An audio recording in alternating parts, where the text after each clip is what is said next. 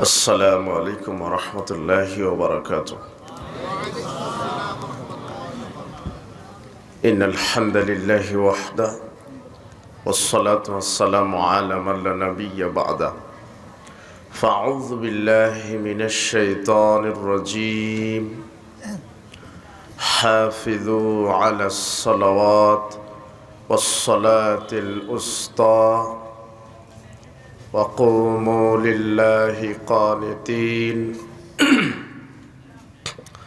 عن أم فروة قالت: سئل رسول الله صلى الله عليه وسلم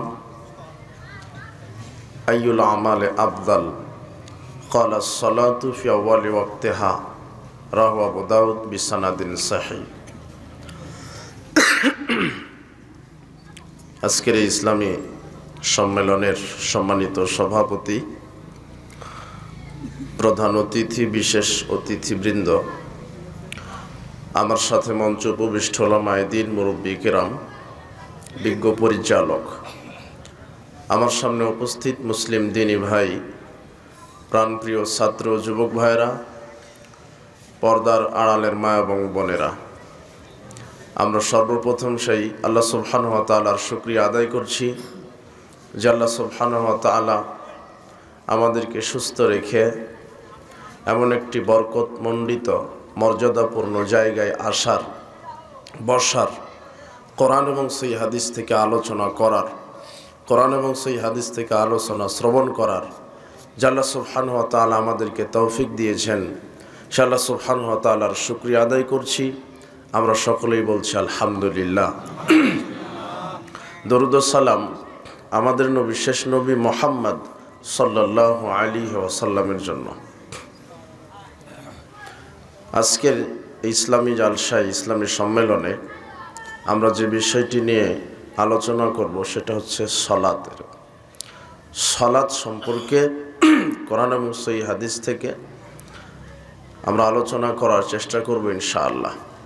সলাত সম্পর্কে আলোচনা করতে গিয়ে আমরা আলোচনা করব সলাতের গুরুত্ব, এরপরে সংক্ষিপ্ত সময়ে সলাত আদায়ের পদ্ধতি, এরপরে আলোচনা করব যারা সলাত আদায় করে না এদের বিধান। উল্লেখিত বিষয়গুলিতে আমরা সময়কে সামনে রেখে আলোচনা করার চেষ্টা করব ইনশাআল্লাহ।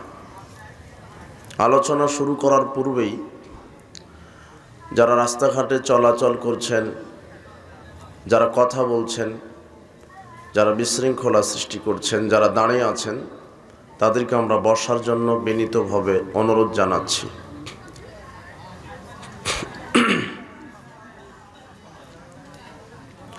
কোরআন এবং হাদিসের আলোচনা মনোযোগ দিয়ে শুনতে হয়, আদবের সাথে, শিষ্টাচারের সাথে, ভদ্রতার সাথে বসে শুনতে হয়। রাসূল সাল্লাল্লাহু আলাইহি ওয়াসাল্লাম বলছেন, মাজালাসা কওমুন মাজলিসান ইয়াযকুরুন আল্লাহ। যখন কোনো এলাকার লোক আল্লাহর জিকিরের মাজলিসে বসে, ইল্লা নাদাহুম মুনাদিম মিনাস সামা, আল্লাহ সুবহানাহু ওয়া তাআলা আকাশ থেকে তাদেরকে আহ্বান করে বলেন, কুমু মাগফুরাল লাকুম, যারা তোমরা শুরু থেকে শেষ পর্যন্ত কোরআন এবং হাদিসের আলোচনা মনোযোগ দিয়ে বসে শ্রবণ করেছ, তোমরা এখন উঠে যাও, কেননা আমি আল্লাহ তোমাদের বিগত সব পাপগুলিকে ক্ষমা করে দিয়েছি। ওয়াবুদ্দিলাত সাইয়্যাতুকুম হাসানাত, আর বিগত সব পাপকে আমি আল্লাহ নেকিতে পরিণত করে দিয়েছি। অত্যন্ত ফজিলতপূর্ণ বরকতমণ্ডিত জায়গায় আমরা এখন বসে আছি। আর আমরা এখানে আসার পরে জানলাম যে এই প্রোগ্রামটার পিছনে অবদান যুবক ভাইদের, তাই না? যুবকদের মাধ্যমেই তারা তাদের সার্বিক প্রচেষ্টার মাধ্যমে আল্লাহ সুবহানাহু ওয়া তাআলা আজকের এই প্রোগ্রামটি কবুল করেছেন। এই জন্য যুব সমাজ, যুবকদের জন্য আমরা দোয়া রাখি, আল্লাহ তুমি তাদেরকে এই ইসলামী জালসার কারণে তাদেরকে তুমি পূর্ণ যাজায় খায়ের দান করো, তাদের উপরে তোমার খাস রহমত বরকত নাজিল করো। আজকে যুবকেরা এই ইসলামী জালসার প্রোগ্রাম না করে গান বাজনার অনুষ্ঠান করতে পারতো, তাই না? করতে পারতো না? তারা এরকম একটি, যেই জায়গায় আল্লাহ এবং তার রাসূলের কথা বলা হয়, ইসলামের কথা বলা হয়, এমন একটি কাজ তারা উদ্যোগ নিয়েছে। আমরা দোয়া রাখি আল্লাহ সুবহানাহু ওয়া তাআলার নিকটে এই ইসলামী জালসা এই কুলনিয়া মাঠে যেন আল্লাহ কিয়ামত পর্যন্ত কায়েম রাখেন। ইসলাম প্রতিষ্ঠিত হয়েছে যুবকদের রক্তের বিনিময়ে। আজকে আমরা বাংলাদেশে মুসলিম হয়েও নির্যাতিত। 1971 সালে বাংলাদেশ স্বাধীন হয়েছে, এই কথা ঠিক, কিন্তু 1971 সাল থেকে 2024 সাল পর্যন্ত মুসলমান শান্তিতে আছে, এই কথা মিথ্যা। মুসলিম শুধু নামে মাত্র স্বাধীন হয়েছে, কিন্তু এদের অফিস আদালত কল কারখানা শিক্ষা প্রতিষ্ঠান সবকিছু ইহুদি খ্রিস্টানের ষড়যন্ত্র এখনো চলছে। যেদিন এদেশের মানুষ, এদেশের যুব সমাজ, এদেশের ছাত্র সমাজ সঠিক ইসলাম, সঠিক তাওহীদ বুঝতে পারবে, যেদিন এই বাংলাদেশে তাওহীদের পক্ষে, ইসলামের পক্ষে যেদিন গণবিপ্লব হবে, সেদিন ইনশাআল্লাহ বাংলার মাটিতে ইসলাম কায়েম হবে ইনশাআল্লাহ। মানবরচিত কোনো বিধান দিয়ে, মানবরচিত কোনো আইন দিয়ে ইসলাম কায়েম করার স্বপ্ন দেখা এটা নিছক খেলতামাশা। ইসলাম কায়েম হবে রাসূল সাল্লাল্লাহু আলাইহি ওয়াসাল্লামের নীতিতে, রাসূল সাল্লাল্লাহু আলাইহি ওয়াসাল্লামের আদর্শে। বাংলাদেশের যুব সমাজ, বাংলাদেশের ছাত্র সমাজ যদি সঠিক রাজনীতিতে বিশ্বাসী হতো, রাজনীতি করা ফরজ, রাজনীতি করা ফরজ, রাজনীতি করা ফরজ, তবে অবশ্যই সেটা রাসূল সাল্লাল্লাহু আলাইহি ওয়াসাল্লামের রাজনীতি হতে হবে। বাংলাদেশে প্রচলিত যে রাজনীতি আছে এটা টোটালি হারাম। এই পচা রাজনীতিতে যারা বিশ্বাসী হবে, ইহুদি খ্রিস্টানের বস্তা পচা কাল্পনিক দুর্গন্ধযুক্ত এই গণতন্ত্র, সোশ্যালিজম, সেকুলারিজম, ন্যাশনালিজম ট্যাগ লাগিয়ে যারা ইসলামকে পুঁজি করে যারা রাজনীতি করে, এরা একটা টাটকা ধোঁকাবাজ ছাড়া কিছু না। যুবকদের তোমাদেরকে ইসলাম বুঝতে হবে। আজকে তোমরা নেতার মূর্তি ভেঙেছো, কিন্তু নেতার সামনে কেউ সেজদা করে না, কেউ মানত করে না, নেতার মূর্তির সামনে কেউ সেজদা মানত করে না। আজকে তোমরা মূর্তি ভেঙেছো। তোমরা যদি সঠিক ইসলামটা বুঝতে পারতে, তোমরা বাংলার মাটি থেকে মাজারকেও কবর দিতে তোমরা, কিন্তু তোমরা বুঝতে পারোনি, তাই মাজারগুলি কায়েম আছে। ইনশাল্লাহ আগামীতে তাওহীদের পক্ষে যেদিন ছাত্র সমাজ, যুব সমাজ তাওহীদের পক্ষে যেদিন গণবিপ্লব করবে, বাংলার মাটি থেকে মাজার পূজা, কবর পূজাও কবর হবে ইনশাআল্লাহ।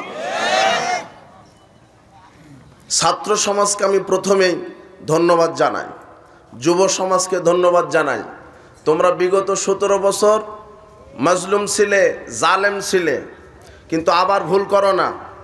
তোমরা এখন বলো, এই ছাত্র সমাজকে বলে গেলাম পাবনা জেলার, তোমরা আবার মাঠে নামো, তোমাদের এখন একটা আন্দোলন হবে। তোমরা রক্ত দিতে শিখেছ, অধিকার আদায় করতে শিখেছ, জীবন দিতে শিখেছ, এটা সত্য কথা।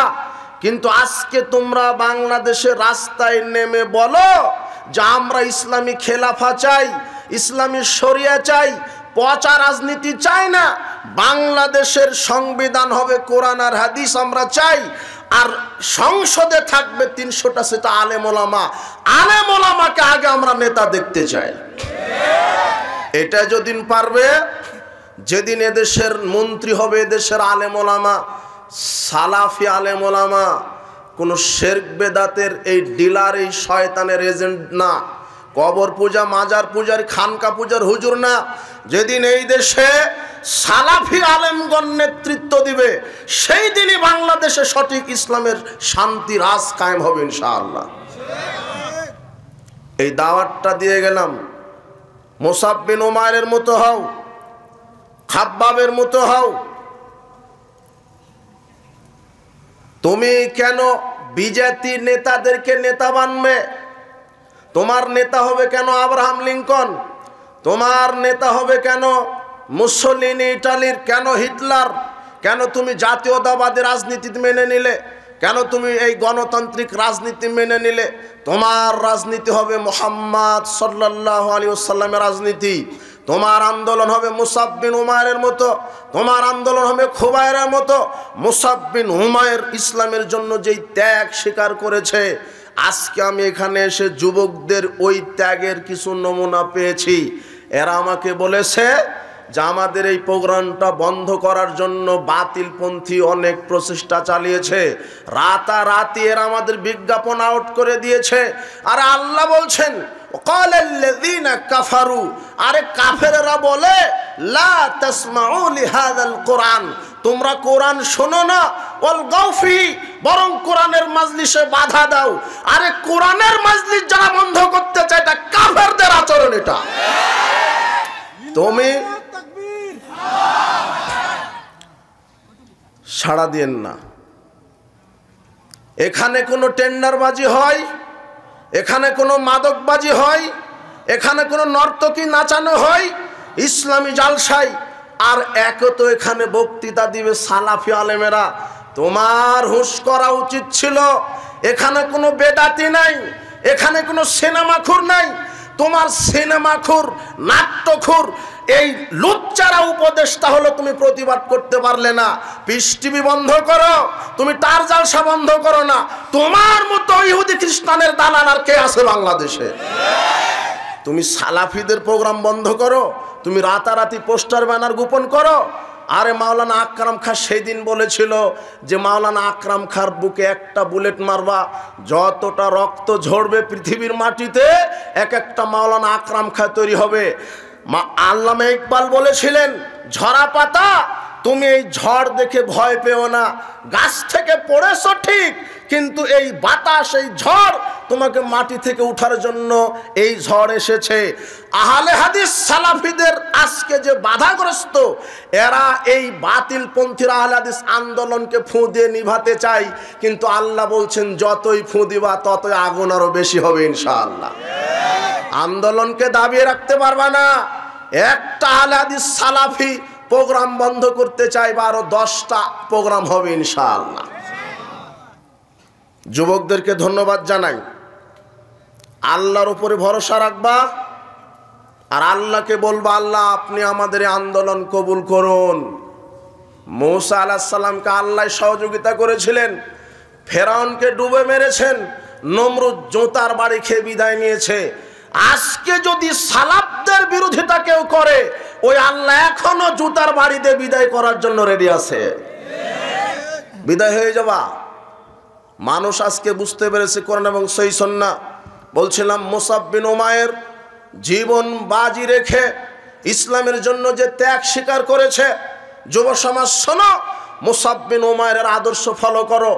ইসলামের জন্য মুসাব বিন উমাইর এমন ধনী লোক ছিল যে সে প্রতিদিন, তার এত ঐশ্বর্য ধনাঢ্য পরিবারের সন্তান তিনি ছিলেন মুসাব বিন উমাইর।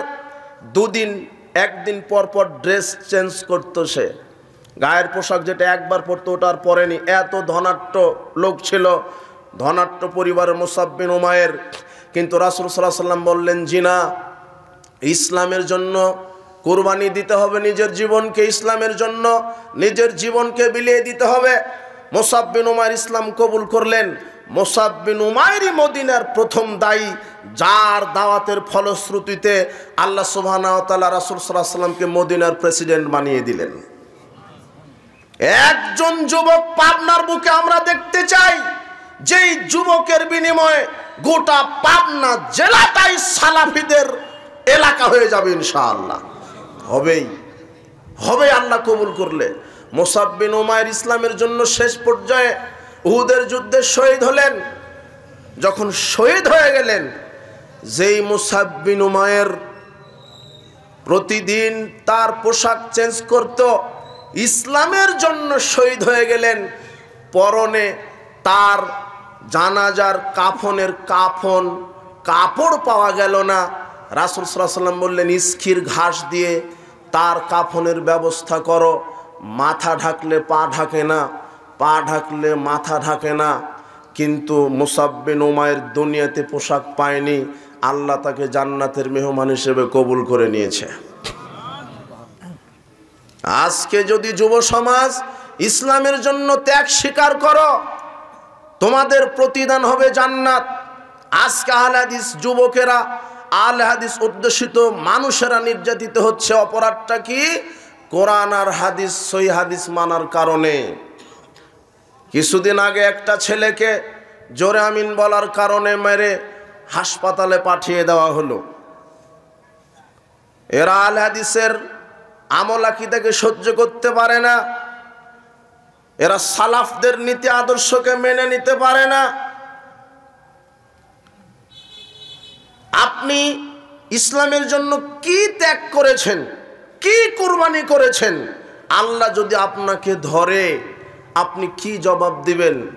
সাহাবীগণের নীতি আদর্শ থেকে, জীবনী থেকে একটু আদর্শ শিক্ষা গ্রহণ করেন। আবু দাহদা রাদিয়াল্লাহু আনহু, রাসূল সাল্লাল্লাহু আলাইহি ওয়াসাল্লাম বলছেন যে এতিম বালককে যদি এই খেজুর গাছটা কেউ দিতে পারে, আমি তাকে জান্নাতে একটা বাগান দেওয়ার প্রতিশ্রুতি দিচ্ছি। আবু দাহদা রাদিয়াল্লাহু আনহু বলছেন, আল্লাহর নবী, আমি একটা খেজুর গাছ কিনে নিলাম, আমার 600 খেজুর গাছ সমৃদ্ধ একটা বাগানের বিনিময়ে আমি 600 খেজুর গাছ এর বিনিময়ে একটা খেজুর গাছ কিনে এই এতিম বাচ্চাকে আমি দান করলাম। রাসূল সাল্লাল্লাহু আলাইহি ওয়াসাল্লাম বললেন, তুমি আল্লাহর সাথে ব্যবসা সুন্দর করেছ। তার স্ত্রীও বলছেন, তুমি আল্লাহর সাথে ব্যবসা সুন্দর করেছ। রাসূল সাল্লাল্লাহু আলাইহি ওয়াসাল্লামের আগে আবু দাহদা মারা গেলেন। রাসূল সাল্লাল্লাহু আলাইহি ওয়াসাল্লাম সাহাবীদেরকে বলছেন, আবু দাহদা শোনো, এই যে রাসূল সাল্লাল্লাহু আলাইহি ওয়াসাল্লাম সাহাবীদেরকে বলছেন, আবু দাহদা যে মারা গেলেন, 600 খেজুর গাছের বিনিময়ে একটা খেজুর গাছ দান করলেন। আল্লাহ সুবহানাহু ওয়া তাআলা একটা খেজুর গাছের বিনিময়ে আবু দাহদাকে জান্নাতে অনেকগুলি খেজুর বাগান দান করেছেন। আপনি কি করেছেন ইসলামের জন্য? এই জন্য যুব সমাজকে ধন্যবাদ জানাই। যুবকদের রক্ত, যুবকদের আন্দোলনের মাধ্যমেই, যুবকদের আস্ফালনের মাধ্যমেই যুগে যুগে সংস্কার এসেছে।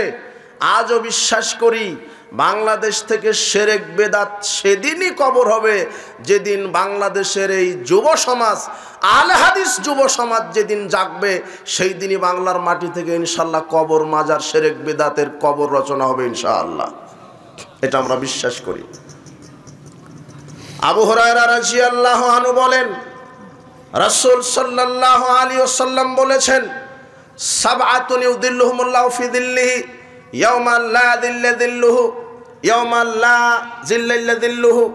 রাসূল সাল্লাল্লাহু আলাইহি ওয়াসাল্লাম বলছেন, বিচারের মাঠে 7 শ্রেণীর মানুষকে আমি আল্লাহ বিশেষ ছায়ায় জায়গা করে দিব।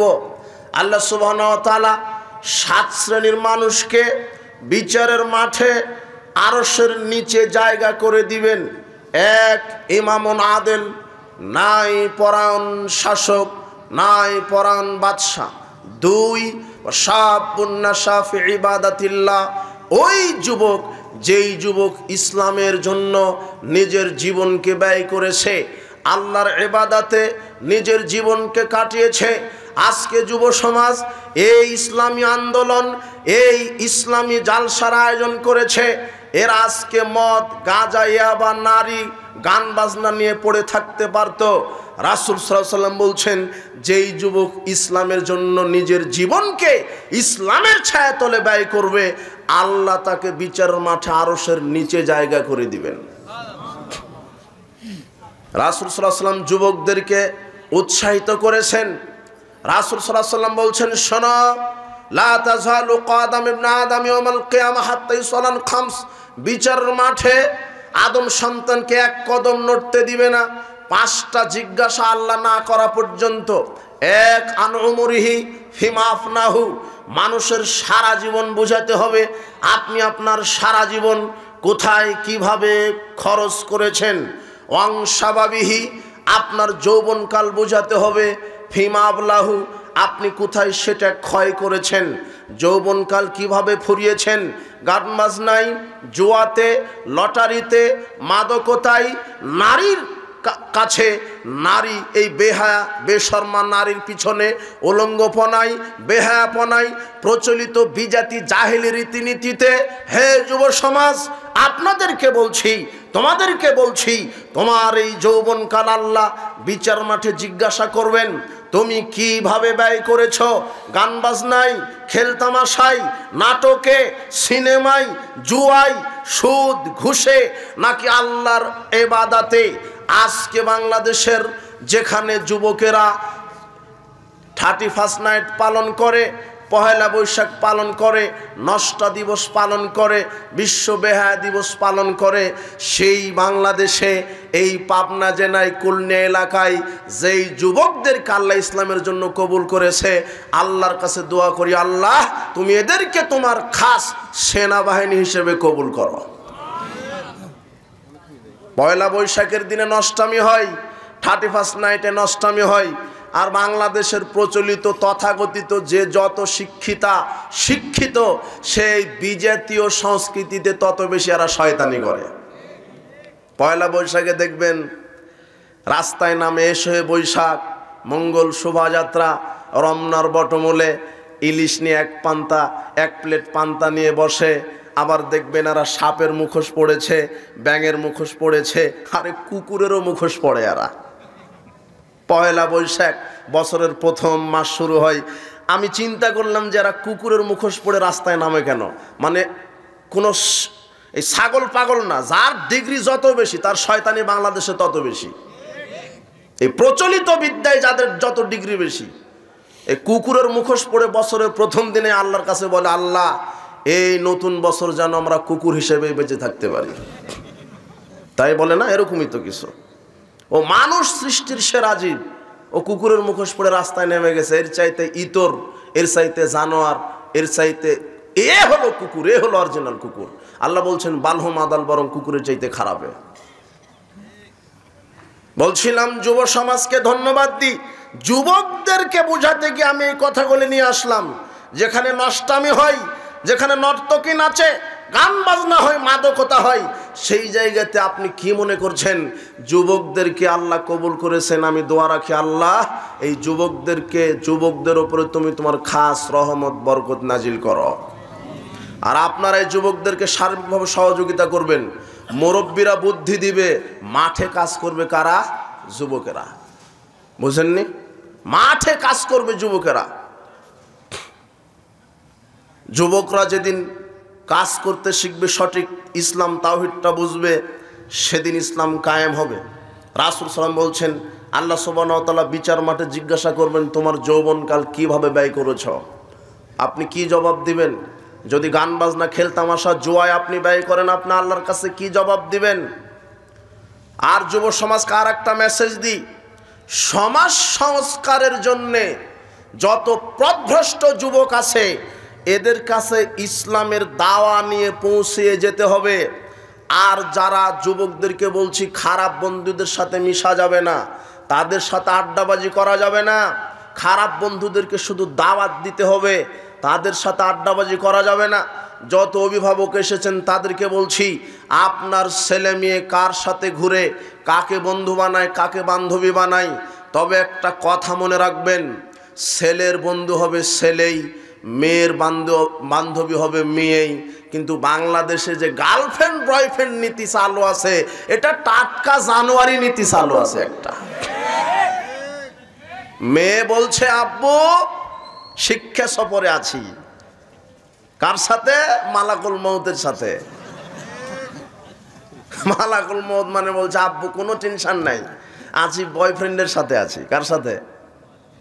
আরে একটা মেয়ে হজে যেতে পারে না মাহারাম ছাড়া। কোথায় যেতে পারে না? হজে। হজ করতে যেতে পারে না যদি একটা মহিলার পৃথিবীতে কোনো মাহারামই নাই, তার উপরে হজ ফরজ না। কি বুঝলেন? মাহরাম মানে তার ছেলে, তার ভাই, তার স্বামী, তার শ্বশুর, তার বাপ, এগুলি কি তার জন্য মাহরাম।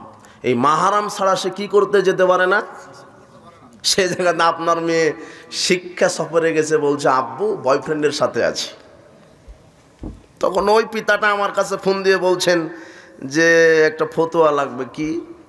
তা আমার মেয়েকে তো বিবাহ দিলাম 1 সপ্তাহ হয়নি, কিন্তু পেটে তো এখন 4 মাসের বাচ্চা। কয় মাসের বাচ্চা? নগদ নগদ আমাকে বলছে। তো এর কি হবে? তো খুঁজে বাহির করেন, এই ষাঁড়কে একে বাহির করেন। আমি বললাম যে শিক্ষা সফরে কতবার পাঠাইছেন? আর এই 31 নাইট আর পহেলা বৈশাখে এই লুচ্চা দিবস, এটা লুচ্চা দিবস আছে বাংলাদেশে, জানেন না? লুচ্চা দিবস আছে জানেন? কি কোন দিবস? হ্যাঁ, ওই 14 ফেব্রুয়ারি। হ্যাঁ, আমি বলছি যে এগুলাতে কতবার অংশগ্রহণ করেছে? এই লুচ্চা দিবসে, 31 নাইটে, পহেলা বৈশাখে আর শিক্ষা সফরে কতবার অংশগ্রহণ করেছে? তখন ওই মেয়ের বাপ বলছে বেহিসাব, বেহিসাব। হে যুব সমাজ, তোমরা শোনো, রাসূল সাল্লাল্লাহু আলাইহি ওয়াসাল্লাম বলছেন লা তুসাহিব ইল্লা মুমিনান, মুমিন ছাড়া কাউকে বন্ধু বানানো যাবে না। যে 5 ওয়াক্ত সালাত আদায় করে, যার মুখে দাঁড়িয়ে আছে, প্যান্ট টাকনোর উপরে আছে, রাসূলের নীতি আদর্শ মানে, আমানতদারিতা আছে, শিষ্টাচার আছে, সত্যবাদিতা আছে, এমন বন্ধুকে বন্ধু নির্বাচন করতে হবে। যুবতী মেয়ে, আপনাকে বলছি, আপনি এমন বান্ধবী নির্বাচন করুন যে পর্দা করে, যে 5 ওয়াক্ত সালাত আদায় করে। মেয়ের বান্ধবী হবে মেয়ে, ছেলের বন্ধু হবে ছেলে, ছেলের বান্ধবী থাকবে আর মেয়ের বন্ধু থাকবে। এই প্রথা মুসলিমদের ওপরে হারাম। বিবাহের পূর্বে একটা ছেলে একটা মেয়ের সাথে, একটা মেয়ে একটা ছেলের সাথে 1 সেকেন্ড কথা, 1 সেকেন্ড সাক্ষাৎ করতে পারে না। রাসূল সাল্লাল্লাহু আলাইহি ওয়াসাল্লাম বলছেন লা ইয়াখলুওয়ান্না রাজুলুন বিইমরাতিন ইল্লা কানা সালিসুহুমা শাইতান। যেখানে 1 ছেলে 1 মেয়ে 2 জন থাকে, সেখানে তৃতীয় জন হলো ইবলিস শয়তান। সেখানে তৃতীয় জনকে ইবলিস শয়তান। যুব সমাজকে বলছি, বন্ধু নির্বাচন করবেন তাকওয়াশীল বন্ধু। রাসূল সাল্লাল্লাহু আলাইহি ওয়াসাল্লাম বলছেন লা তুসাহিব ইল্লা মুমিনান, মুমিন ছাড়া কাউকে বন্ধু বানাবে না, মুমিন ছাড়া কাউকে বন্ধু বানাবে না, মুমিন ছাড়া কাউকে বন্ধু বানাবে না। আপনাকে দেখায় মুমিন বন্ধুর বিচারের মাঠে পাওয়ার দেখায় আপনাকে। মুমিন বন্ধু যদি আপনার থাকে, যে সালাত আদায় করে, সিয়াম পালন করে, রাসূলের আদর্শ যার ভিতরে আছে, এমন ব্যক্তিকে বন্ধু নির্বাচন করেন। আবু হুরায়রা রাদিয়াল্লাহু আনহু বলছেন রাসূল সাল্লাল্লাহু আলাইহি ওয়াসাল্লাম বলেছেন আর রাজুলু আলা দীনি খলিলি, মানুষ তার বন্ধুর স্বভাবে প্রভাবিত হয়। ফালইয়ানজুর আহাদুকুম মাইয়ু খলিল, কাজেই মানুষ যেন বিচার বিবেচনা করে বন্ধু নির্বাচন করে। খামখেয়ালি কোনো সন্ত্রাস, কোনো মদখুর, কোনো ইয়াবাখুর, কোনো বেনামাজিকে বন্ধু বানানো যাবে না। শুধু তাকে ইসলামের দাওয়াত দিবেন, এই পর্যন্ত শেষ। বন্ধু বানাবেন যার নীতি আদর্শ রাসূল সাল্লাল্লাহু আলাইহি ওয়াসাল্লামের মতো। রাসূল সাল্লাল্লাহু আলাইহি ওয়াসাল্লাম বলছেন না করে, কেন? মানুষ বন্ধুর প্রভাবে প্রভাবিত হয়। অভিভাবক যারা আছেন, পিতামাতা, তাদেরকে বলছি, আপনার ছেলের বন্ধু হবে যে সালাত সিয়াম আদায় করে, আপনার মেয়ের বান্ধবী হবে যে পর্দা করে, যে সালাত সিয়াম আদায় করে। রাসূল সাল্লাল্লাহু আলাইহি ওয়াসাল্লাম বলছেন মাসালুল জালিসিস সালিহ ওয়াস সাওয়ি কাহামিলিল মিসক ওয়া নাফিকিল কির, ভালো বন্ধু আর খারাপ বন্ধুর উদাহরণ আতর বিক্রেতার মতো আর কামারের হাফরালার মতো। হামিলুল মিসক, আতর বিক্রেতার উদাহরণ ভালো বন্ধুর সাথে রাসূল সাল্লাল্লাহু আলাইহি ওয়াসাল্লাম দিয়েছেন মানে, ইম্মা আইহুদিয়াক, আতর বিক্রেতার দোকানে যদি আপনি বসে থাকেন, আতর বিক্রেতা এমনিতে আপনাকে আতরের একটা ঘষা দিতেই পারে না? দিয়ে দিবে। ইম্মা আন তাবতা মিনহু, অথবা আপনি কিনে নেবেন, টাকা না থাকলে, কিনতেও যদি না পারেন, আন তাবতা আন তাজিদা মিনহু রিহান তাইয়্যিবা, আতর বিক্রেতা যখন আরেকজন ব্যক্তিকে আতর দিবে, তখন গন্ধটা অটোমেটিক্যালি নাকে চলে আসবে। ক্রেতা বিক্রেতা কেউ গন্ধ ঠেকাতে পারবে না। পারবে? তার মানে ভালো বন্ধুর সাথে ঘুরলে আপনার ছেলেটাও ভালো হবে। এ কথা কে বলছেন? মুহাম্মদ সাল্লাল্লাহু আলাইহি ওয়াসাল্লাম বলছেন। ওয়ানাফিকুল কির, আর খারাপ বন্ধুর উদাহরণ হলো কামারের হাফর আলার মতো, ইম্মা আই ইহরিকা সিয়াবাক, আপনার কামারের হাফর আলার কাছে যদি বসে থাকেন আগুন এসে কাপড়টা জ্বালিয়ে দিতে পারে, ইম্মা আংতাজিদারি হান খবেথা, অথবা ধোঁয়া আপনাকে লাগবেই। সঙ্গদোষে লোহা ভাসে, লোহা কিন্তু পানিতে ভাসে না, কিন্তু কাঠের সাথে লাগিয়ে দিলে দেখবেন কাঠও ভাসবে, লোহাও ভাসবে। আপনার ছেলেটা ভালোই ছিল, কিন্তু খারাপ বন্ধুর সাথে মদখোর গাঁজাখোর বেনামাজির সাথে ঘুরতে ঘুরতে সেও বেনামাজি মদখোর হয়ে গেছে।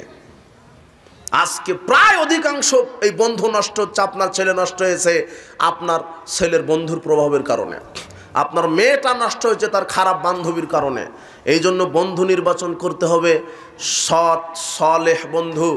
রাসূল সাল্লাল্লাহু আলাইহি সাল্লাম বলছেন, তাকওয়াশীল ইমানদার ছাড়া কাউকে বন্ধু নির্বাচন করেন না। আপনাকে বলি, আল্লাহ সুবহানাহু ওয়া তাআলা বলছেন, ইয়াউমা ইয়াফিরুল মারউ মিন আখিহি ওয়া উম্মিহি ওয়া আবিহি ওয়া সাহিবাতি ওয়া বানি। আল্লাহ বলছেন বিচার মাঠে মানুষ সন্তান তার মা থেকে পালাবে, মা সন্তান থেকে পালাবে, সন্তান তার বাবা থেকে পালাবে, ভাই ভাই থেকে পালাবে, স্ত্রী থেকে তার স্বামী পালিয়ে যাবে। আজকে আপনার স্ত্রীকে এত ভালোবাসেন, স্ত্রীকে খুশি করার জন্য আপনি হালাল হারাম বিবেচনা করছেন না, ছেলেকে প্রতিষ্ঠিত করার জন্য হালাল হারাম বিবেচনা করছেন না, আপনার পিতা মাতাকে খুশি করার জন্য হালাল হারাম বিবেচনা করছেন না। সুদ ঘুষ, মানুষকে মারা, আত্মসাৎ করা, দুর্নীতি করা, আপনার দুনিয়াতে প্রতিষ্ঠিত হতেই হবে। আপনি যেই ছেলের জন্য আপনি হালাল হারাম বিবেচনা করলেন না, আপনার স্ত্রীকে খুশি করার জন্য হালাল হারাম বিবেচনা করলেন না, অথচ এই স্ত্রী থেকে আপনি বিচার মাঠে পালিয়ে যাবেন, এই পিতা থেকে আপনি বিচার মাঠে পালিয়ে যাবেন। যেই সময়ে আপনার মা থেকে আপনি পালিয়ে যাবেন, আপনার মা আপনার থেকে পালিয়ে যাবে, পিতা আপনার থেকে পালিয়ে যাবে, সে জায়গাতে আল্লাহ সুবহানাহু ওয়া তাআলা বলছেন, আল আখিল্লাউ ইয়াউমা ইযিম লিবাদুহুম লিবাদিন আদুবুন ইল্লাল মুত্তাকিন। সেদিন এক বন্ধু আর এক বন্ধুর শত্রু হবে, এক বন্ধু আর এক বন্ধুর শত্রু হবে। কিন্তু যারা মুত্তাকি পরহেজগার বন্ধু ছিল, বান্ধবী ছিল, এরা শত্রু হবে না। আপনার পরহেজগার বন্ধু যদি দুনিয়াতে থাকে আর ওই পরহেজগার বন্ধুর সামনে দিয়ে যখন ফেরেশতারা আপনাকে জাহান্নামের দিকে নিয়ে যেতে লাগবে, তখন এই মুত্তাকি বন্ধু আল্লাহর কাছে বলবে, আল্লাহ, ওই যে আমার বন্ধুটা, আমরা একসাথে সালাত আদায় করতাম, একসাথে ওয়াজ মাহফিলে যেতাম, একসাথে ইসলামের কাজ করতাম, আমরা সংঘবদ্ধভাবে থেকেছি, বিচ্ছিন্ন থাকিনি। আল্লাহ, ওই যে আমার বন্ধুটা আজকে জাহান্নামে যাবে, তুমি আমার সুপারিশ কবুল করো। আল্লাহ তখন এই ইমানদার মুত্তাকি বন্ধুর সুপারিশ কবুল করে আপনাকে জান্নাতে প্রবেশ করাবেন। এখনো বোঝাতে পারিনি যে জায়গাতে মা আপনাকে দেখে কি হয়ে যাবে, বাপ পালিয়ে যাবে, মা পালিয়ে যাবে, সে জায়গাতে মুত্তাকি বন্ধু আপনাকে রেখে পালাবে না।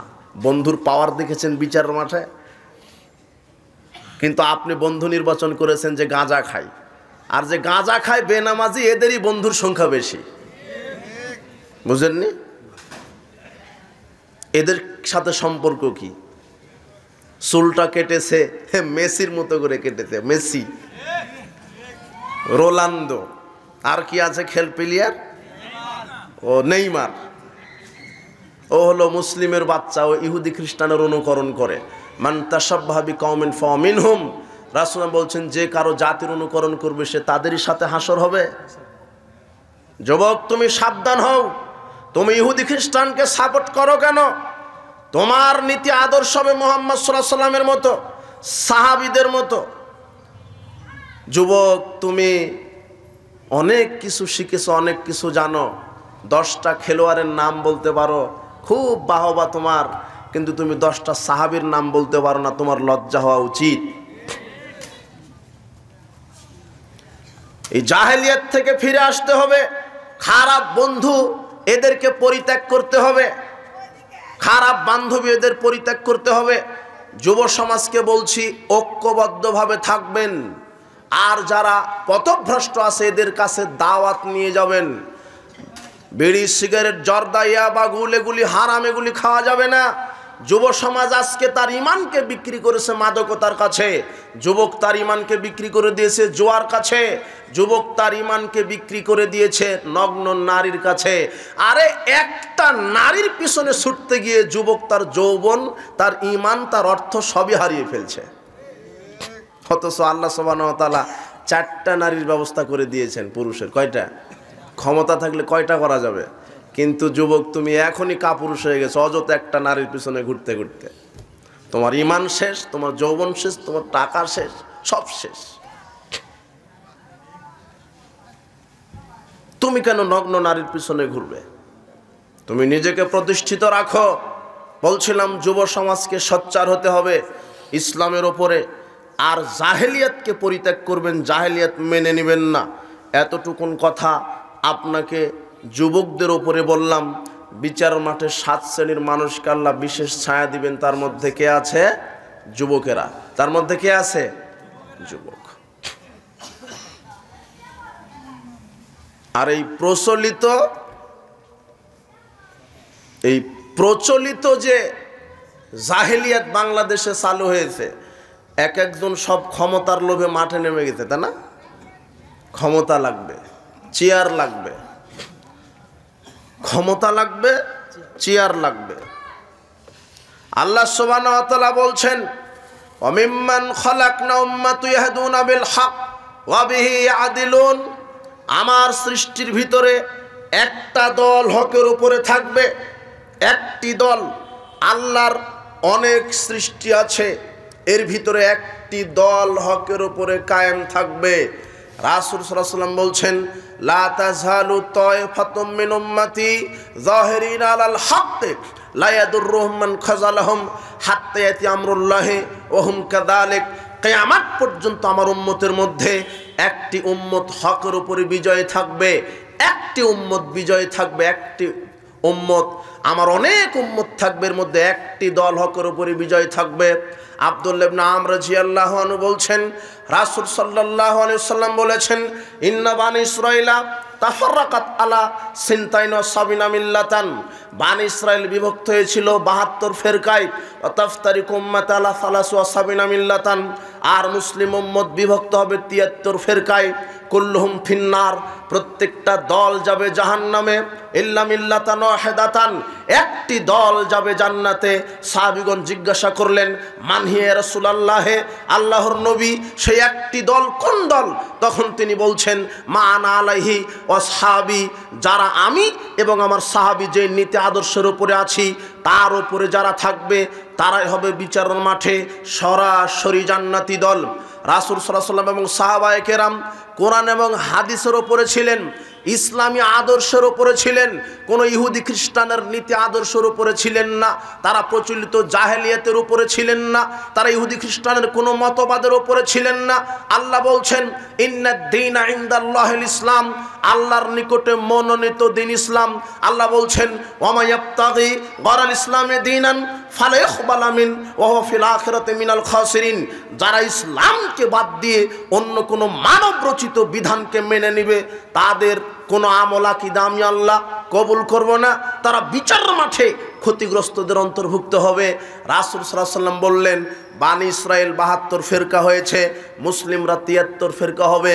72 ফেরকা মুসলিম জাহান্নামে যাবে, এক ফেরকা জান্নাতে যাবে। সেই ফেরকা কারা? যারা সার্বিক জীবনে কোরআন আর হাদিসকে মেনে চলে, যারা সার্বিক জীবনে কোরআন এবং সহিহ হাদিস মেনে চলে। এই হাদিস আল্লাহ সুবহানাহু ওয়া তাআলার আয়াতের উপরে প্রত্যেকেই গবেষণা করে মুহাদ্দিসগণ বলেছেন।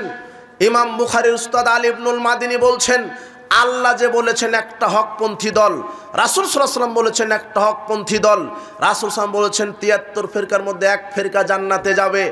আজ থেকে 1250 বছর পূর্বে আলী ইবনুল মাদিনী বলছেন, হুম আহলুল হাদিস, সেই নাজি ফেরকা জান্নাত প্রাপ্ত দল হচ্ছে আহলে হাদিস। আহলুল হাদিস মানে যারা সার্বিক জীবনে কোরআন আর সহিহ হাদিসের নিঃশর্ত অনুসারী, নিঃশর্ত যারা অনুসারী, যারা নিঃশর্তভাবে কোরআন আর হাদিসকে মেনে নেয়। ইমাম আবু দাউদ রাহিমাহুল্লাহ তিনি বলছেন, ওয়ালাউলা হাযিহিল ইসাবাতু লাং দারাসাল ইসলামিয়ানি আসহাবাল হাদিস। যদি আহলে হাদিস ব্যক্তি পৃথিবীতে যদি কোরআন হাদিসের দাওয়াত না দিত, বহু আগেই দুনিয়া থেকে ইসলাম মিটে যেত। আহলে হাদিসগণ, আলেম ওলামাগণ পৃথিবীর মাটিতে দাওয়াত নিয়ে আছে বলেই এই পৃথিবীবাসী আজকে সঠিক ইসলাম তাওহীদ পেয়েছে। না হলে এই দেশের মানুষ কবর পূজার, মাজার পূজাইকে ইসলাম মনে করতো এরা।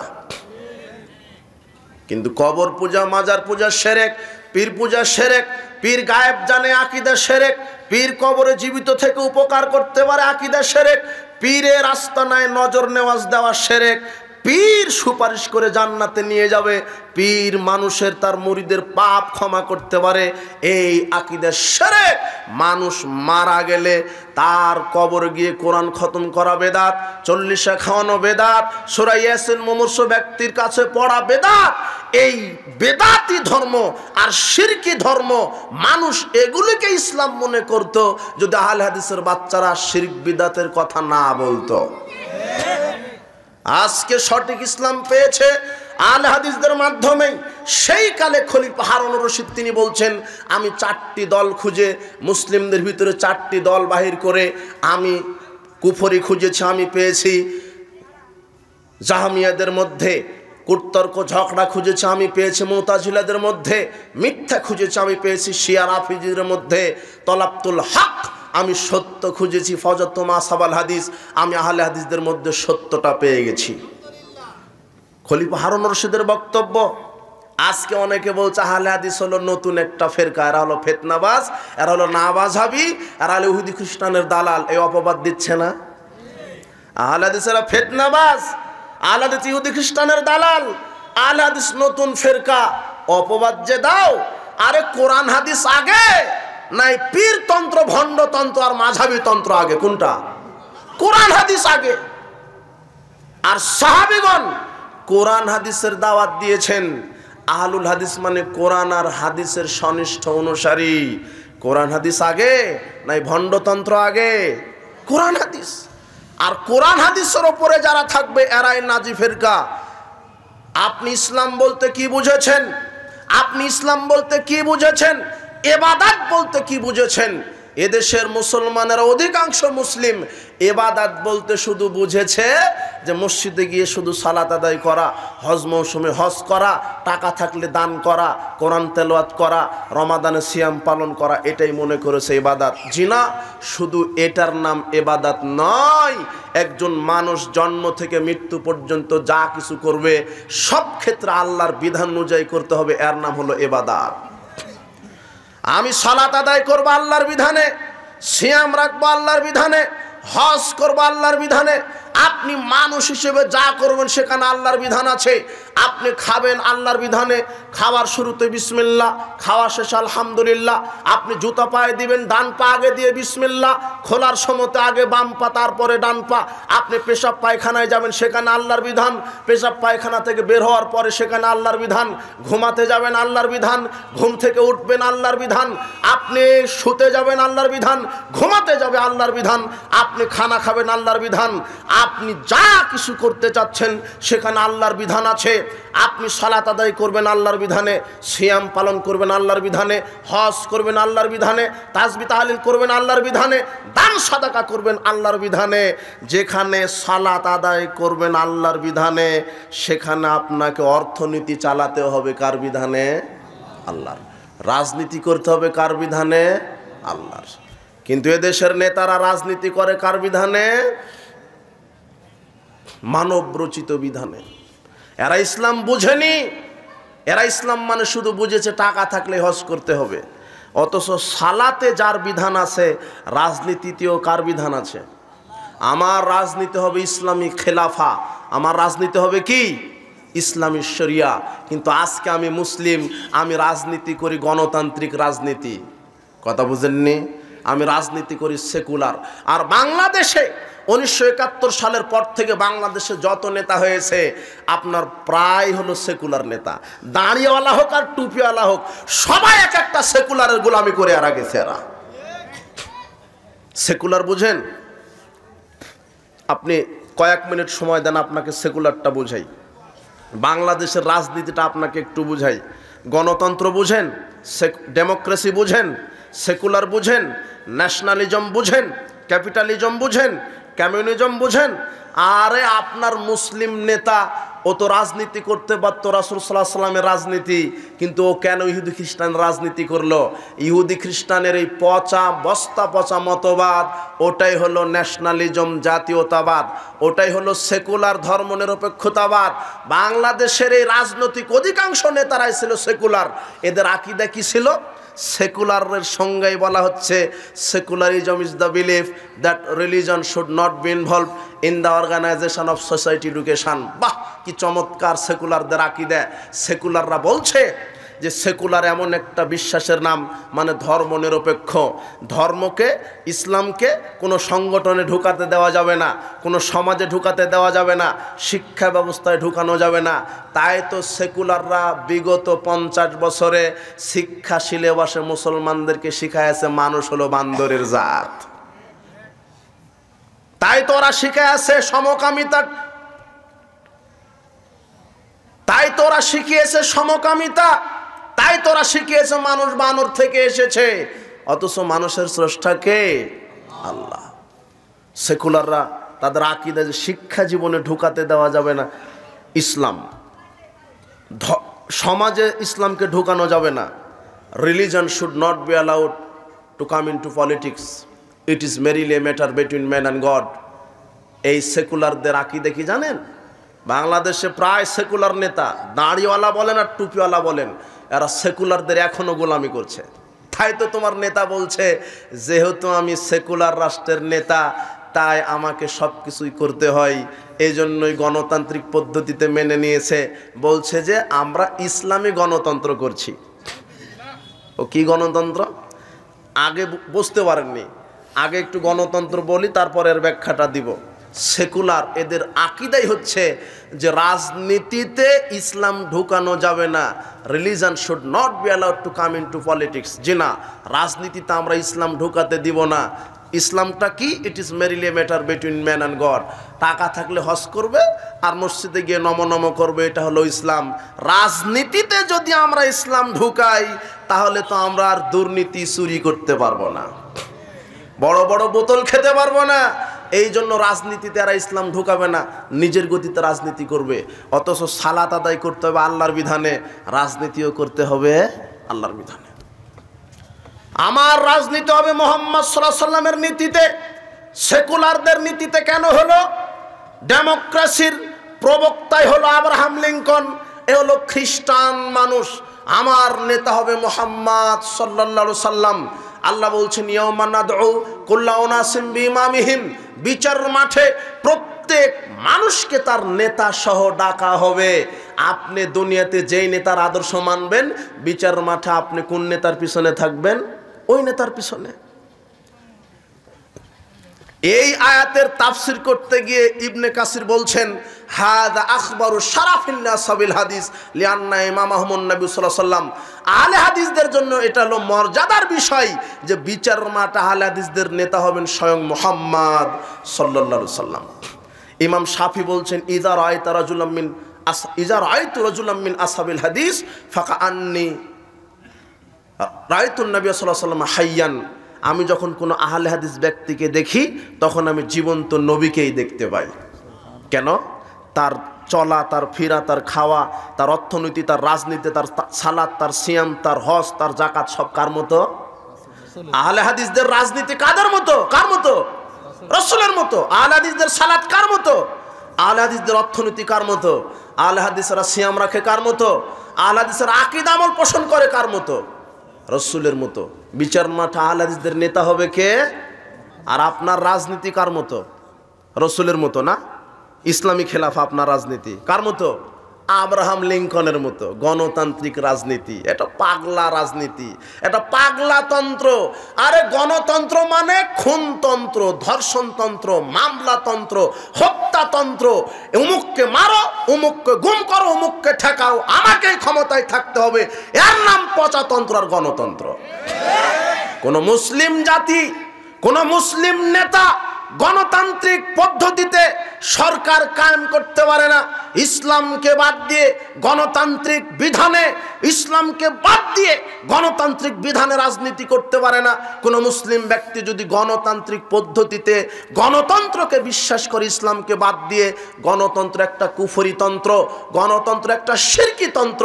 গণতন্ত্র আর ইসলামের মধ্যে পার্থক্য কি? গণতন্ত্র হলো মানব রচিত জীবন বিধান, আর ইসলাম হচ্ছে আল্লাহ প্রদত্ত জীবন বিধান।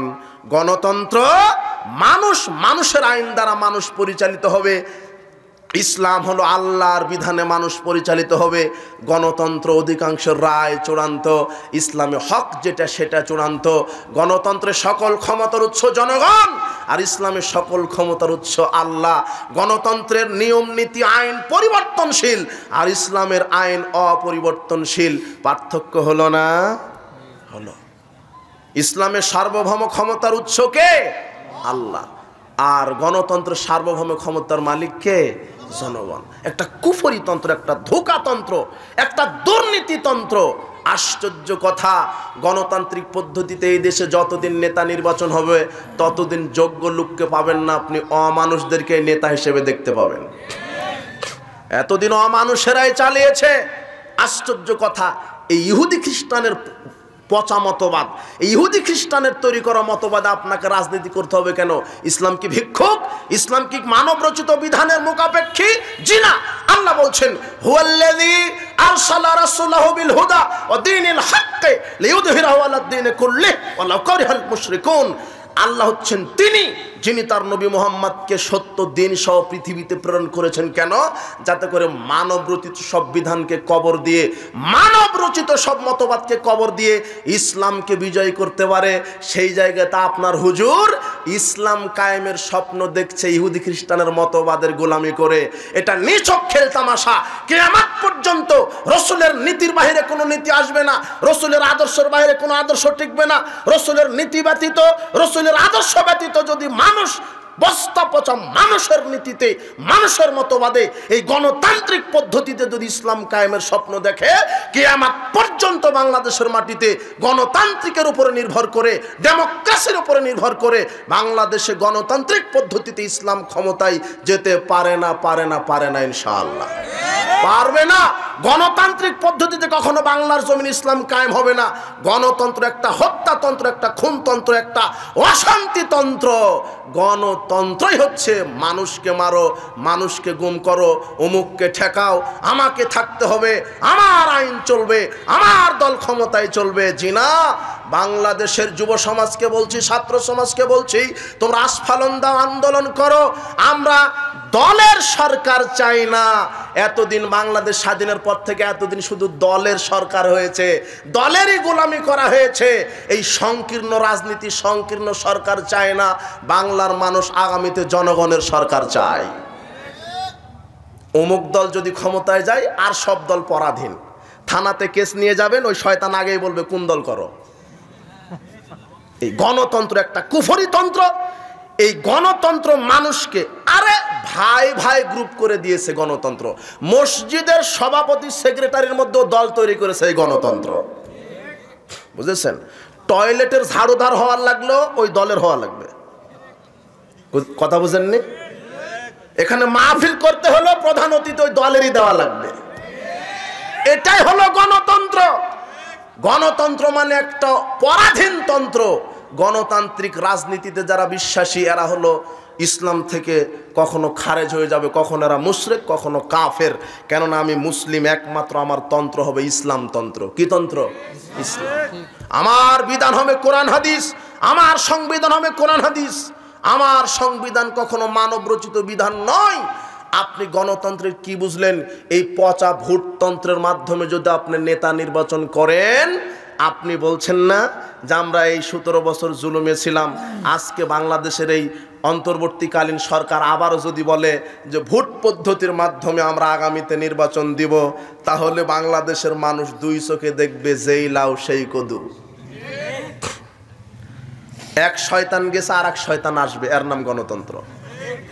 মুদ্রার এই পিঠ আর ওই পিঠ সমান, এর নাম গণতন্ত্র। ইসলামে নেতা নির্বাচন হবে সিলেকশন, আর গণতন্ত্রের নেতা নির্বাচন হয় ইলেকশন। ইলেকশনের মাধ্যমে নেতা হয় সুরেরা, আর সিলেকশনের মাধ্যমে নেতা হয় তাকওয়াশীল ব্যক্তিরা। তার প্রমাণ কি? তার প্রমাণ আমি বহু বক্তব্যে বলেছি যে এই যে খুঁটিটা হলো মাদানী সাহেব এমপিতে দাঁড়িয়েছে, এমপি পদপ্রার্থী মাদানী, আর এই মুচিটা হলো এও এমপি পদপ্রার্থী, হলো মুচি। এ হলো মাদানী, এ হলো মুচি। এখন এই পচা আব্রাহাম লিঙ্কনের গণতান্ত্রিক ভোট পদ্ধতিতে নেতা নির্বাচন হচ্ছে। আপনার মাদানী সাহেব ভোট পেয়েছে আপনার 60 জন, 100 জন ভাইস চ্যান্সেলরের ভোট পেয়েছে মাদানী সাহেব 100 জন। 100 জন ভাইস চ্যান্সেলর মাদানী সাহেবকে ভোট দিয়েছে যারা জ্ঞানী গুণী শিক্ষিত মানুষ। আর মৌচিকে ভোট দিয়েছে 101 জন ম্যাথরে। কত? 101 জন ম্যাথরে। বলেন তো এমপিকে? এমপিকে? হ্যাঁ, ওই যে বলে দিল যে হিরো আলম। হিরো আলম যদি এমপি হয়, হিরো আলম আছে না, ও যদি এমপি হয়, এই লুচ্চা বদমাস, আর এতদিন তো ছিলই সিনেমাখুর, গাঁজাখুর, ইয়াবাখুরেরাই তো এতদিন দায়িত্ব ছিল। সংসদে গান গায়, ক্রিকেটখুর, জুয়াখুর, মদখুর, লুচ্চা। আপনি হাসছেন, আমার আর একটা দুঃখ লেগেছে। ছাত্র সমাজ, তোমরা রাজনীতির র বুঝনি, তোমাদেরকে বেছে খেয়ে নেবে এরা। আবার তুমি ইসলাম ছাড়া যদি প্রচলিত এই তন্ত্রমন্ত্রে রাজনীতি করো, তোমরাও টিকতে পারবা না, বাতিলরা তোমাদেরকে আউট করে দিবে। দেখনি অন্তর্বর্তী সরকারের আর একটা উপদেষ্টা কয়েকদিন আগে গঠন করলো, এ হলো লুচ্চাখুর আর একটা সিনেমাখুর, একটা যে ট্রান্সজেন্ডার ইস্যুকে প্রমোট করেছিল। আশ্চর্য কথা, আবু সাইদ জীবন দিয়েছে এই লুচ্চাকে নেতা হওয়ার জন্য, মুগ্ধ জীবন দিয়েছে এই লুচ্চারা নেতা হবে এই জন্য। ছাত্র সমাজ, তোমরা এখনো রাজনীতির র বুঝতে পারোনি। ওই জাহেলিয়াত ছেড়ে দাও, পতাকা তলে আসো, ইনশাআল্লাহ ইসলামের আঘাতে, তাওহীদের আঘাতে বাতিল ধ্বংস হয়ে যাবে ইনশাআল্লাহ।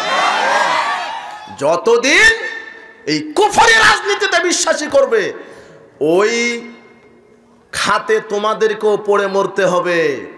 এই রাজনীতি, পচা গণতান্ত্রিক রাজনীতি কেউ কাউকে ছাড় দেয় না। আরে তোমার নেতা চিকিৎসা করতে যাবে, ভিসা পায় না, অথচ তোমার নেতা সাবেক মন্ত্রী ছিল, এর নাম গণতন্ত্র। কথা বুঝেননি? কি করলেন আপনি 20 বছরে, 10 বছর রাজনীতি করে প্রধানমন্ত্রী হয়ে আপনি দেশের কি করলেন? আপনি সিঙ্গাপুর যেতে পারেন না চিকিৎসার জন্য। ঠিক আপনার প্রধানমন্ত্রিত্বের, ঠিক আপনার রাজনীতির, ঠিক আপনার নেতৃত্বের। যেই নেতৃত্ব, যেই পাওয়ার থাকার পরেও, সাবেক মন্ত্রী হওয়ার পরেও আপনি চিকিৎসার জন্য বাইরে যেতে পারেন না, এই তন্ত্র একটা ধোঁকা তন্ত্র ছাড়ার কি হতে পারে? কি হতে পারে? আর এক একটা নেতার 500টা, 1000টা, 800টা করে মামলা, এর নাম হচ্ছে গণতন্ত্র। গণতন্ত্র এটা ফজিলতেগুলি, গণতন্ত্রের ফজিলতেগুলি। গণতন্ত্রের ফজিলত আছে ভাই, হাসছেন? গণতন্ত্রের ফজিলত কি? অমুককে মার, অমুককে কেন? এই যে এখন যে উপদেষ্টাগুলি আছে, এরা ভোটের মাধ্যমে আসছে, সিলেকশনের মাধ্যমে আসেনি। এইভাবে 100 বছর চালাক। আরে ইসলাম তো নেতার পরিবর্তন চায় না, ইসলাম নীতির পরিবর্তন চায়। তুমি থাকো নেতা, বাংলাদেশের মানুষ অধিকাংশ মুসলিম অধ্যুষিত দেশ, 95% মুসলিম। এদেশের মানুষ শান্তি চায়, এদেশের মানুষ ইসলাম চায়, এদেশের মানুষ সংবিধান হিসাবে কোরআন হাদিস চাই। আমাদের কোনো আপত্তি নাই, আপনিই ক্ষমতায় থাকেন। আমাদের আপত্তি একটাই, আমরা সংবিধান দেখতে চাই, কোরআন আর হাদিস, আর বাংলাদেশের নেতা দেখতে চাই বাংলাদেশের আলেম ওলামা। শেষ। আমরা নেতৃত্ব চাই, আলেম ওলামার নেতৃত্ব, সংবিধান চাই, কোরআন আর হাদিস। আমি নেতার পরিবর্তন চাই না, আমি নীতির পরিবর্তন চাই। ইহুদি খ্রিস্টানের এই বস্তা বসা এই আইনকে কবর দেন, আর কোরআন হাদিসকে সংসদে বসান, তখন চুরি, ডাকাতি, জেনা, ধর্ষণ, মদ এমনিতেই বন্ধ হয়ে যাবে। এখন খেলতামাশা হচ্ছে, পুলিশ পাহারা দিচ্ছে, বিজিবি পাহারা দিচ্ছে, বিজিবি গাঁজার ব্যবসা করে এখন। কিছুদিন আগে আমি পেপার পড়তেছিলাম, পুলিশ হলো সিকিউরিটি দিয়ে বিদেশ থেকে বিদেশি প্রবাসীরা কিছু স্বর্ণ নিয়ে আসছে, পুলিশ সিকিউরিটি দেওয়ার কারণে ওরাই হয় স্বর্ণ চুরি করে নিয়ে চলে গেছে। অবাক। 2 বছর আগে পত্রিকায় পড়েছিলাম, পুলিশ গাঁজার ব্যবসা করে 26 জন পুলিশ বরখাস্ত। পুলিশ গাঁজার ব্যবসা করে। তবে পুলিশ সোজা হয়ে গেছে জনগণের পিটন খায়। তাহলে পুলিশকে গালি দিয়েন না। এদেশের অতন্দ্র প্রহরী মানুষের জানমাল আল্লাহ সুবহানাহু ওয়া তাআলা যাদের মাধ্যমে নিরাপত্তা দিচ্ছেন পুলিশ ভাইয়েরা, তারা খাওয়া নাই, হওয়া নাই, মরা নাই, অল্প বেতনে তারা ডিউটি করে, বলেন আলহামদুলিল্লাহ। কিছু বড় দাদাদের কুপরামর্শে হয়তো বা উল্টাপাল্টা করেছিল, আল্লাহ সোজা করে দিয়েছে পিটনে, তাই না? কথা বুঝেননি? তবে পুলিশদেরকে সম্মান করবেন, এরা এদেশের আদর্শ সৈনিক। আরও অনেক আছে, আর্মি, বিজিবি, সাংবাদিক ভাইয়েরা, কিছু কিছু সাংবাদিক আছে তথ্য সন্ত্রাস করে বেড়ায়, আল্লাহ এদেরকে হেদায়েত দান করুন।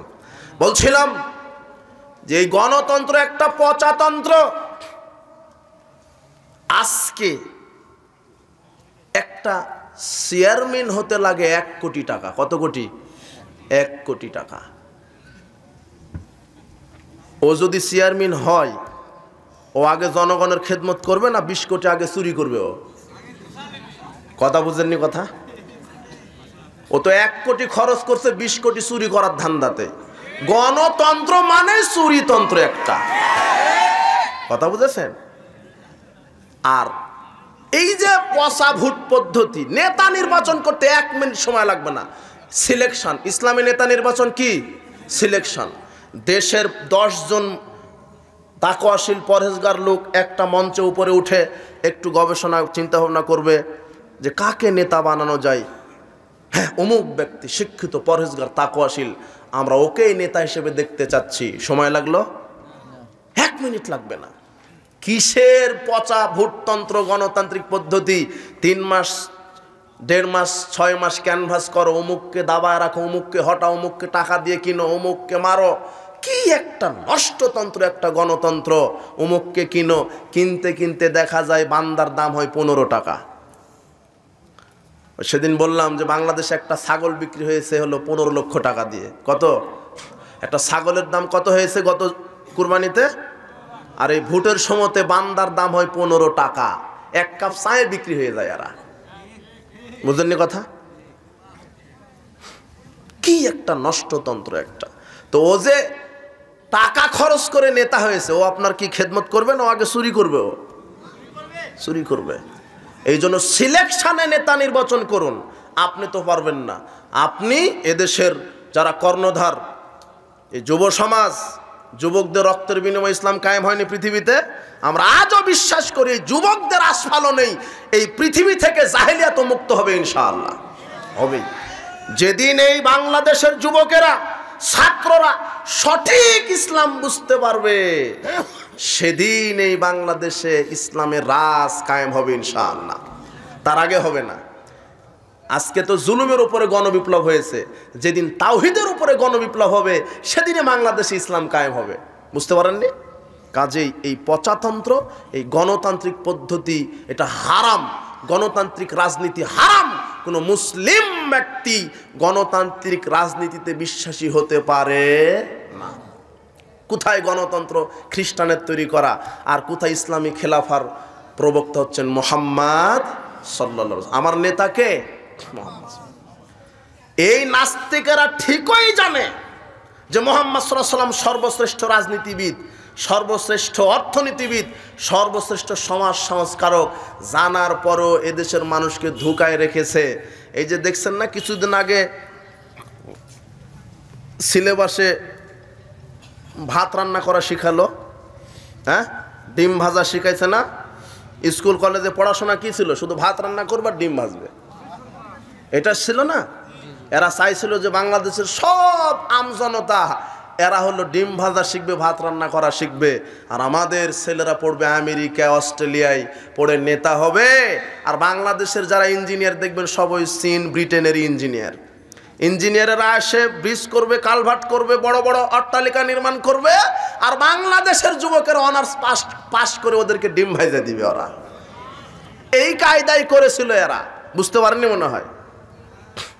এখনো তো এই কায়দায় আছে। ওই যে আপনার এই পাবনাতে কি পারমাণবিক বিদ্যুৎ কেন্দ্র, পাবনা কাজ হচ্ছে, ইঞ্জিনিয়ার কারা? রাশিয়ান। আর চা বানায় দেয় কারা? হ্যাঁ, কথা বুঝেননি কথা? ভাত রান্না করে দেয় কারা? ওদের ছোট প্যান্টটা ধুয়ে দেয় কারা? কারা? হ্যাঁ, ওই কায়দাই করেছিল। যখন ইসলাম আসবে সেদিন আর এই কায়দা থাকবে না, সেদিন সার্বিক জীবনে মুসলমানেরা নেতৃত্ব দিবে ইনশাআল্লাহ। যুব সমাজকে সোচ্চার হতে হবে। আমি সালাতের একটা বিষয় নিলাম, সালাতের ব্যাপারে কথা বলতে পারলাম না, সময় শেষ, 12টা বেজে গেছে। তবে আমি মেসেজটা দিলাম যে আগামীতে ওই যে সানাউল্লাহ অমৃতসরী, ফাতিহে কাদিয়ান, শেরে পাঞ্জাব, প্রখ্যাত উপমহাদেশের মোনাজের মাওলানা সানাউল্লাহ অমৃতসরী, তিনি যেইভাবে শিরক বেদাতের বিরুদ্ধে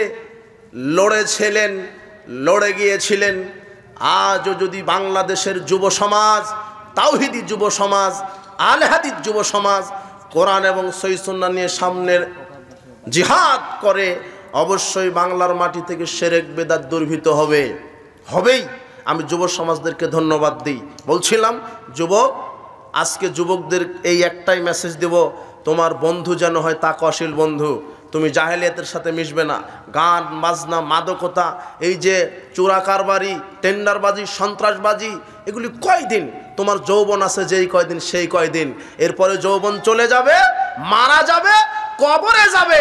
আজকে তুমি যেমন জনগণকে দাবিয়ে রাখছো, জনগণকে টাইম দিচ্ছ না ক্ষমতায় বসে, আরে বেটা মরে দেখো, কবরে তোমাকে পুকায় তোমাকে টাইম দিবে না।